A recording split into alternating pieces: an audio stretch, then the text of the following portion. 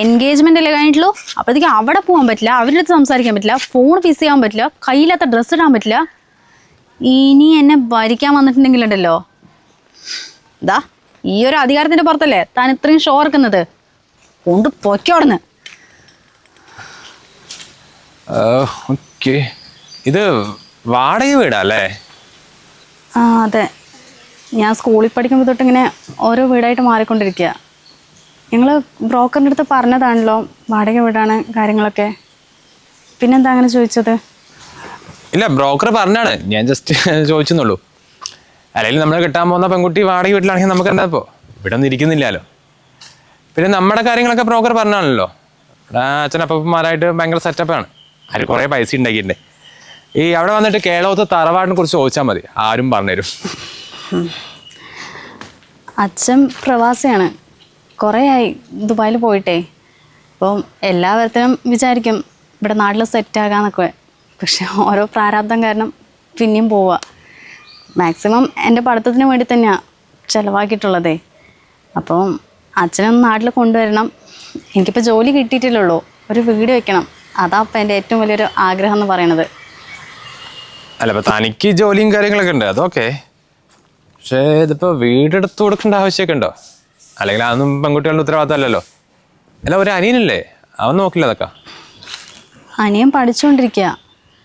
അല്ലെങ്കിലും വീട് വെച്ച് കൊടുക്കേണ്ട കടമ പെൺകുട്ടികൾക്ക് ഇല്ലയെന്നൊന്നും പറയാൻ പറ്റില്ലല്ലോ. ഇത്രയും കാലം അച്ഛൻ്റെ അമ്മൻ്റെയും ചിലവിലല്ലേ ഞാൻ കഴിഞ്ഞത്.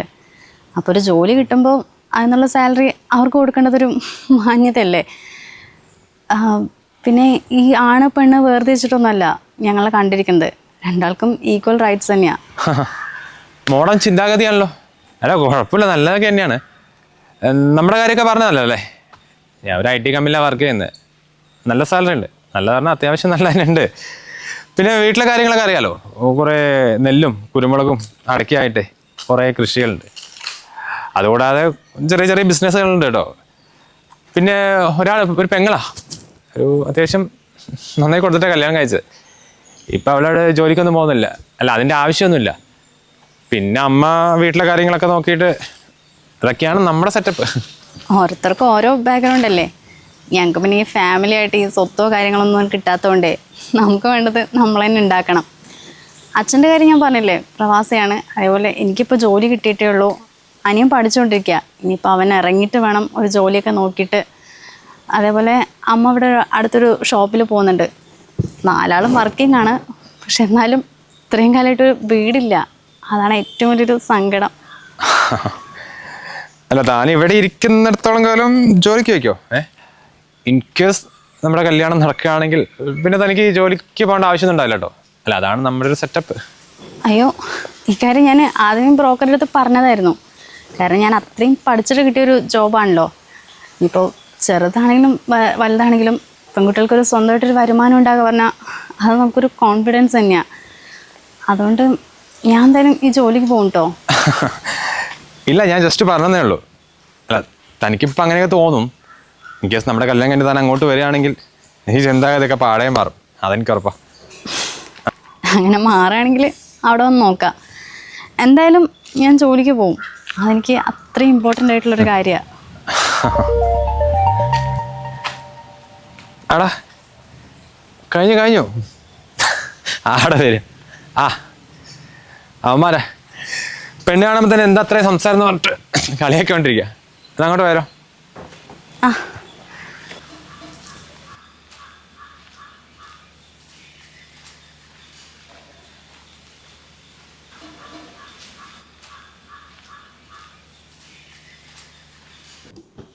എൻഗേജ്മെൻറ്റ് എങ്ങനെയാണെന്നൊക്കെ ഒരു പേടിയുണ്ടായിരുന്നു. കാരണം ഞാൻ ഒറ്റയ്ക്കല്ലേ, നിങ്ങളെ നാട്ടിലില്ലല്ലോ. എന്തായാലും വിചാരിച്ചതിനേക്കാളും നല്ല രീതിക്ക് കഴിഞ്ഞു കേട്ടോ. നമ്മുടെ അച്ഛൻ്റെ കുറേ ഫ്രണ്ട്സ് ഉണ്ടായിരുന്നു. അവർ കഴിയണവർ നിന്നു. പിന്നെ അവിടെ നിന്നൊരു 20 ആൾ വന്നിട്ടുണ്ടായിരുന്നു. അവരൊരു 3 മാസത്തെ ഗ്യാപ്പിൽ കല്യാണം എന്നാണ് പറയണത്. ആ സമയമാകുമ്പോഴത്തേക്കും നിങ്ങൾ എത്തില്ലേ? അച്ഛൻ്റെ ലീവിനനുസരിച്ച് ഒരു ഡേറ്റ് കാണാമെന്നാണ് അവർ പറഞ്ഞത്. നല്ല ആൾക്കാരാ, അല്ലെങ്കിൽ പിന്നെ ഇങ്ങനെ പറയുമോ? നല്ല മോനാ, അവൾക്കും ഇഷ്ടപ്പെട്ടിട്ടുണ്ട്. എന്നാൽ വർക്ക് കഴിഞ്ഞിട്ട് വിളിക്കേ. ശരി. എന്താ അമ്മ അച്ഛൻ എന്താ പറഞ്ഞേ? അച്ഛൻ പാവം നല്ല ടെൻഷനുണ്ട്. കൂടെ ഒരു മോളുടെ എൻഗേജ്മെന്റിന് നാട്ടിലെത്താൻ പറ്റിയില്ല എന്ന് പറഞ്ഞിട്ടേ. എന്തായാലും ഇനിയിപ്പോൾ ഇതിന് വന്നു കഴിഞ്ഞാൽ കല്യാണത്തിന് ലീവ് കിട്ടാൻ ബുദ്ധിമുട്ടാകും. 3 മാസത്തെ ഗ്യാപ്പല്ലേ അവർ പറഞ്ഞിരിക്കണത്. അച്ഛൻ കമ്പനിയിൽ ചോദിച്ചിട്ടേ ലീവിൻ്റെ കാര്യം നാളെയായിട്ട് പറയും. എല്ലാവരിനെയും വിളിച്ച് പറയേണ്ടതല്ലേ. പിന്നെ അമ്മ നേരത്തെ വിനോദ് വിളിച്ചിട്ടുണ്ടായിരുന്നു. ഇന്നിപ്പോൾ ലീവല്ലേ, അപ്പോൾ പുറത്ത് എവിടെയെങ്കിലും വെച്ച് ജസ്റ്റ് ഒന്ന് കാണാമെന്ന് പറഞ്ഞിട്ടേ. എടി പെണ്ണേ, നിന്നെക്കാളും 7 വയസ്സ് മൂത്തതാണ്. അവനെ പേരാണോ വിളിക്കുന്നത്? മര്യാദയ്ക്ക് ഏട്ടാന്ന് വിളിച്ചോ? എന്നാ വിനോദേട്ടൻ വിളിച്ചിട്ടുണ്ടായിരുന്നു എവിടെയെങ്കിലും പോവാലോ പറഞ്ഞിട്ട്. പോയിക്കോ, അതിനെന്താ. ഇപ്പം എൻഗേജ്മെൻ്റ് ഒക്കെ കഴിഞ്ഞാൽ എല്ലാവരും ഇങ്ങനെയൊക്കെ പോകുന്ന തന്നെയാ. എന്തായാലും കുറച്ച് മാസത്തെ ഗ്യാപ്പ് ഉണ്ടല്ലോ, അതിൽ നിങ്ങൾ സംസാരിച്ച് രണ്ടാളും കൂടി നന്നായി പരിചയപ്പെട്. എത്ര മണിക്കാണ് പോകുന്നത്? ടൈമൊന്നും പറഞ്ഞിട്ടില്ല. എന്തായാലും കുറച്ച് കഴിഞ്ഞിട്ട് വിളിക്കായിരിക്കും, അന്നേരം പറയും. എന്നാൽ പോയിട്ട് വേഗം കുളിച്ച് മാറ്റി, ഞാൻ വിളിക്കുന്നവരെ കാത്തേക്കണ്ട. റെഡി ആവുക. പിന്നെ നേരത്തെ അച്ഛൻ വിളിച്ചിട്ടുണ്ടായിരുന്നു. അവൻ ഈ ആഴ്ച വരുന്നില്ല അത്രേ. അവന് സെമ്മ തുടങ്ങണം. അപ്പം എക്സാം കൂടി കഴിഞ്ഞിട്ട് വരാമെന്നാണ് പറഞ്ഞത്. അമ്മ ഒന്ന് വിളിക്കണേ. അത് ഞാൻ വിളിക്കാം. നീ വേഗം പോയിട്ട് റെഡി ആവുക, എന്നിട്ട് പറഞ്ഞ സമയത്ത് പോവാൻ നോക്ക്.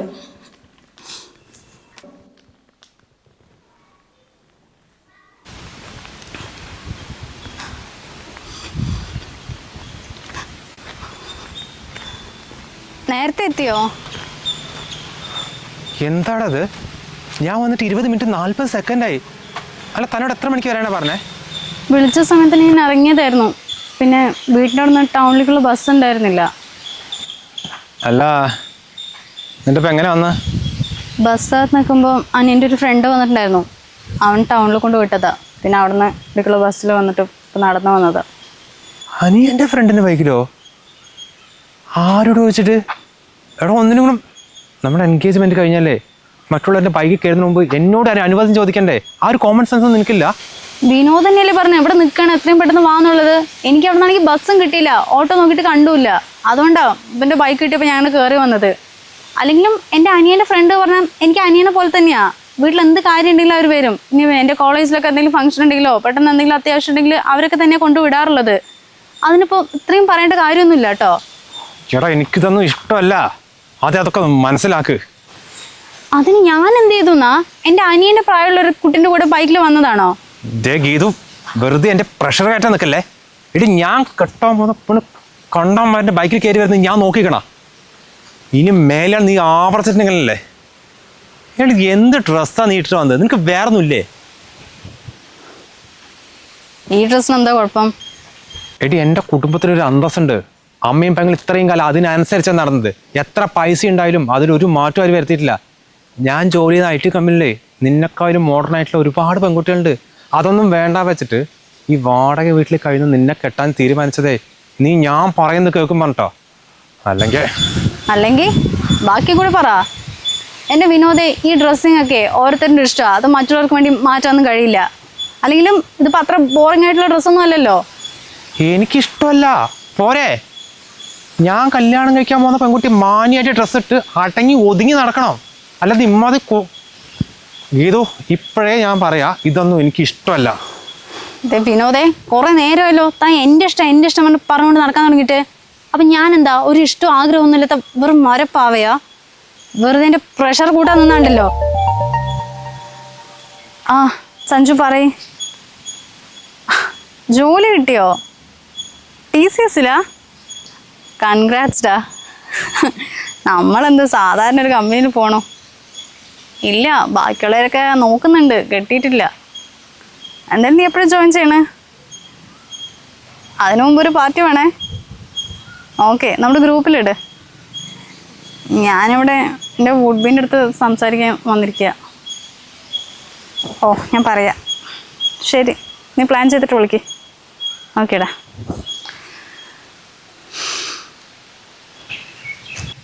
അതെ, ഇപ്പം വിളിച്ച സഞ്ജു ആണോ പെണ്ണോ? സഞ്ജയ് കൂടെ പഠിച്ചവനാ. അവന് വലിയൊരു കമ്പനിയിൽ ജോലി കിട്ടി വേണ്ടിട്ട് പറയാൻ വേണ്ടി വിളിച്ചായിരുന്നു. കോളേജ് കഴിഞ്ഞിട്ട് 8 മാസമല്ലേ, ഇപ്പോഴും ചെക്കന്മാരെ നമ്പർ സേവ് ചെയ്ത് നടക്കുക? കോളേജ് കഴിഞ്ഞ് അതോടെ കഴിഞ്ഞു. അല്ലാതെ അവരെ നമ്പർ ഒന്ന് സേവ് ചെയ്ത് വാട്സപ്പ് ഗ്രൂപ്പ് ഉണ്ടാക്കി ചാറ്റ് ചെയ്ത് ഫോൺ ചെയ്തിരിക്കുകയല്ല. അതൊന്നും കുടുംബത്തിൽ പറഞ്ഞവർക്ക് പറഞ്ഞിട്ടുള്ളതല്ല. ഞാൻ ആരോട് പറയാൻ? ഞാൻ കുടുംബത്തിൽ തന്നെയാണ് പറഞ്ഞത്. തനിക്കെന്തോ മാനസികമായിട്ട് പ്രശ്നം ഉണ്ടെന്ന് തോന്നുന്നത്. ആദ്യം പോയിട്ടേ വല്ല മെൻ്റൽ ഹോസ്പിറ്റലിൽ കാണിക്കാൻ നോക്ക്. എന്തായാലും ഇപ്പോഴേ അറിഞ്ഞത് നന്നായി. സൈക്കോ. പോടോ. ഗീതു,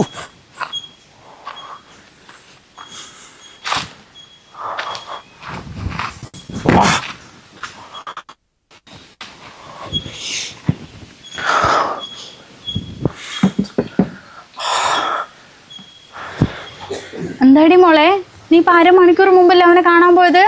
കണ്ടു കഴിഞ്ഞ് വൈകിട്ടല്ലേ ഇവിടെ എത്താ പറഞ്ഞത്? എന്നിട്ട് ഇപ്പൊ എന്ത് പറ്റി? അതൊന്നുമില്ലമ്മ, ഇത് ശരിയാവും തോന്നുന്നില്ല. എന്ത് ശരിയാവില്ലെന്ന്? എന്താടി പെണ്ണെ നീ എന്തൊക്കെയാ പറയണത്? വിനോദമായിട്ട് അഡ്ജസ്റ്റ് ചെയ്ത് പോകാൻ എനിക്ക് പറ്റില്ല. ഇനിയിപ്പോൾ അയാളെ കല്യാണം കഴിച്ചിട്ടുണ്ടെങ്കിലേ ജീവിതകാലം മുഴുവൻ ഒരു സൈക്കോൻ്റെ കൂടെ ഞാൻ കഴിയേണ്ടി വരും. സൈക്കോയാ? ഈ പെണ്ണെ മര്യാദയ്ക്ക് സംസാരിച്ചോ. അവൻ അത്രയും നല്ല പയ്യനാണ്. അല്ലെങ്കിലും ഏതെങ്കിലും പെണ്ണിന് വീട്ടുകാരനുസരിച്ചിട്ടേ കല്യാണം നടത്താൻ അറിയോ? അച്ഛൻ്റെ ലീവ് എപ്പോഴാണ് ആ സമയത്ത് മതി, ഒരു തിടുക്കൂല്ല എന്നൊക്കെ പറഞ്ഞതല്ലേ. അല്ലെങ്കിലും നീ എന്താണ് ഈ പറയണത്?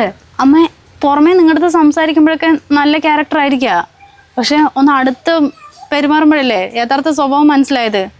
അന്ന് പെണ്ണ് കാണാൻ വന്നപ്പോൾ നിനക്ക് ജോലിക്ക് പോകേണ്ട കാര്യമില്ല, ഞങ്ങൾ വലിയ ടീമാണെന്നൊക്കെ പറഞ്ഞപ്പോൾ ഞാൻ ആ ഒരു ഇതിൽ എടുത്തേ ഉള്ളൂ. പക്ഷെ ഇപ്പോഴല്ലേ അയാളുടെ സ്വഭാവം ശരിക്കും മനസ്സിലായത്. മോളെ, എൻഗേജ്മെൻ്റ് ഒക്കെ കഴിഞ്ഞാലേ കുറച്ച് അധികാരം എടുത്ത് സംസാരിച്ചൊന്ന് വരും. അതിനാണോ നീ ഇപ്പം ഇങ്ങനെയൊക്കെ പറയാൻ നിൽക്കുന്നത്? ഇത് അധികാരമല്ല അമ്മ, ഭരിക്കാൻ നിൽക്കുക. ഇങ്ങനെയുണ്ടോ മനുഷ്യന്മാർ? എവിടെ പോയി, എന്തിനു പോയി, ആരുടെ അടുത്ത് സംസാരിച്ച് ഇങ്ങനത്തെ ഡ്രസ്സ് ഇടാൻ പറ്റില്ല, നീ ഇപ്പം ആരുടെ കൂടെ വന്ന്, അങ്ങനെ 100 ക്വസ്റ്റ്യൻസാണ് ചോദിക്കാൻ നിൽക്കുന്നത്. എനിക്ക് എൻ്റേതായിട്ടുള്ള രീതികളുണ്ട്. ഇയാൾ ഒരുമാതിരി. പെണ്ണെ മര്യാദയ്ക്ക് സംസാരിച്ചോ. എൻഗേജ്മെൻറ്റ് കഴിഞ്ഞതാണ്, ആ ബോധം ഉണ്ടല്ലോ നിനക്ക്. ഇപ്പം അമ്മൻ്റെ ആണ്ടാണ് വേണ്ടേ, എൻ്റെ ആങ്ങളമാരും അനിയത്തിമാരൊക്കെ വരും കുറച്ച് നേരം കഴിഞ്ഞാൽ. അവൻ്റെ മുന്നിൽ ഇങ്ങനെ മോന്തിയും കയറ്റിക്കൊണ്ടിരിക്കണ്ട. എന്താണെങ്കിലും നമുക്കിത് കഴിഞ്ഞ് സംസാരിക്കാം. ഒരു സംസാരിക്കലുമില്ല അമ്മ, ഇന്ന് ഞാൻ തീരുമാനം എടുത്തതാ. പറ്റില്ല എന്ന് പറഞ്ഞാൽ പറ്റില്ല, അത്ര തന്നെ. എന്തായാലും എൻഗേജ്മെൻ്റ് അല്ലേ കഴിഞ്ഞിട്ടുള്ളൂ, കല്യാണമൊന്നും കഴിഞ്ഞിട്ടില്ലല്ലോ. അമ്മ ഈ പൂജന്റെ സാധനങ്ങളൊക്കെ എവിടെ വെച്ചിരിക്കണേ? അമ്മ ചോദിക്കണ്ടായിരുന്നു. ആ അത് മോനെ ഞാൻ ആ വർക്ക് ഏരിയൻ്റെ അടുത്ത് വെച്ചിട്ടുണ്ട്. എന്തായാലും ഞാൻ വന്ന് എടുത്തു കൊടുക്കാം. നീ നേരെ അങ്ങോട്ട് വരാൻ നോക്ക്. ഹാ, ചേച്ചി എപ്പോ വന്നു? അപ്പോഴേ അമ്മയോട് ചോദിച്ചപ്പോ വിനോദേട്ടനെയും കണ്ടിട്ട് ചേച്ചി വൈകിട്ടേ വരുള്ളൂ എന്നാ പറഞ്ഞത്. നേരത്തെ എത്തിയോ? ആ മോനെ. ആ പിന്നെ ഞാൻ രാവിലെ അച്ഛനെ വിളിച്ചിട്ടുണ്ടായിരുന്നേ. അവനെന്തോ എക്സാം ആണ്, വരാൻ പറ്റൂല എന്നൊക്കെ പറഞ്ഞു. അവനുണ്ടെങ്കിൽ എനിക്കിവിടെ ഒരു കൂട്ടായിട്ടുണ്ടാവും. ആ അവന് പഠിക്കാനൊക്കെ ഉണ്ടേ, പിന്നെ നാട്ടിൽ വന്നാലും നടക്കില്ല. ആ വിനോദേട്ടനായിരിക്കില്ലേ? ചേച്ചി എന്തായാലും സംസാരിച്ചിട്ട് വാ, ഞാൻ അപ്പുറത്ത് കാണാം. ആ ഞാൻ വരാം.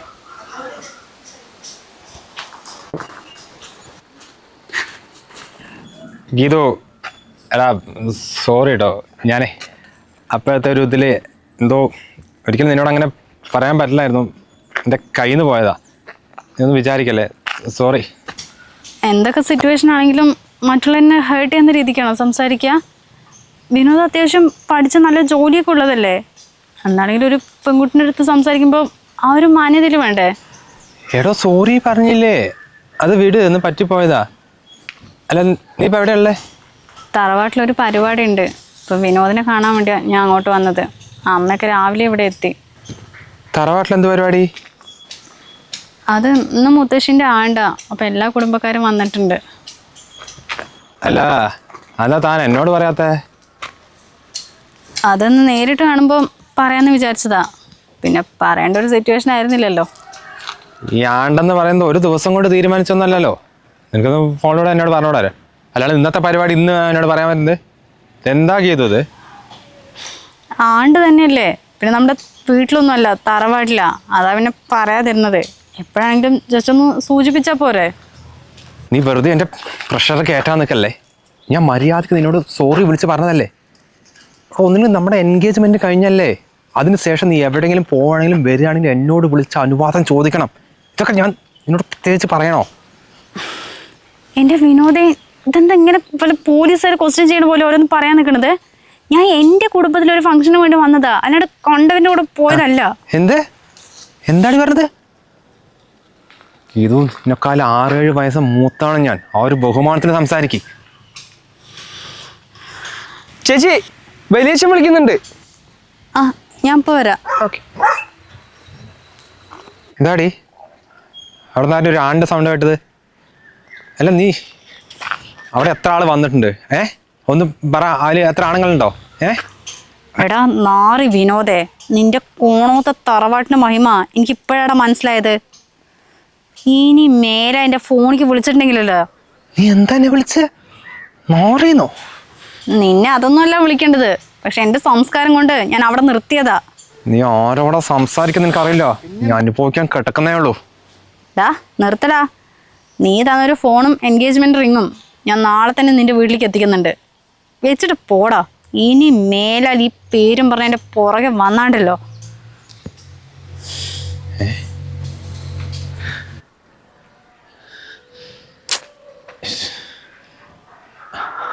എന്താടി മോളെ, നീ എന്തുദ്ദേശിച്ചിട്ടാ അവൻ്റെ അടുത്ത് ഇങ്ങനെയൊക്കെ സംസാരിച്ചത്?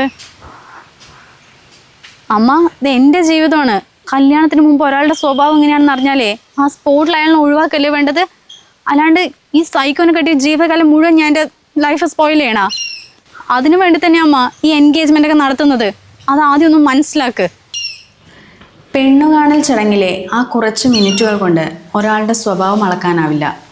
നിശ്ചയത്തിന് ശേഷമുള്ള ആ നാളുകളാണ് എനിക്ക് മുന്നിൽ അയാളുടെ യഥാർത്ഥ മുഖം തുറന്നു കാട്ടിയത്. സ്നേഹത്തിന് പകരം നിയന്ത്രണങ്ങളും കരുതലിന് പകരം സംശയങ്ങളുമായിരുന്നു അയാളുടെ പെരുമാറ്റത്തിൽ. എന്ത് ധരിക്കണം, ആരോട് സംസാരിക്കണം എന്നുപോലും തീരുമാനിക്കുന്നത് അയാളുടെ വാശികളായിരുന്നു. കല്യാണം കഴിഞ്ഞാൽ എല്ലാം ശരിയാകും എന്ന വീട്ടുകാരുടെ ആശ്വാസവാക്കുകൾക്ക് മുന്നിൽ തളരാതെ എൻ്റെ ജീവിതം ഒരു നരകമാകാതിരിക്കാൻ ഞാൻ ആ തീരുമാനമെടുത്തു. എനിക്ക് കല്യാണം വേണ്ട. എന്തായാലും നിങ്ങളുടെ അഭിപ്രായം എന്താണെന്ന് തീർച്ചയായും ഈ വീഡിയോയ്ക്ക് താഴെ കമൻറ്റ് ചെയ്യുക.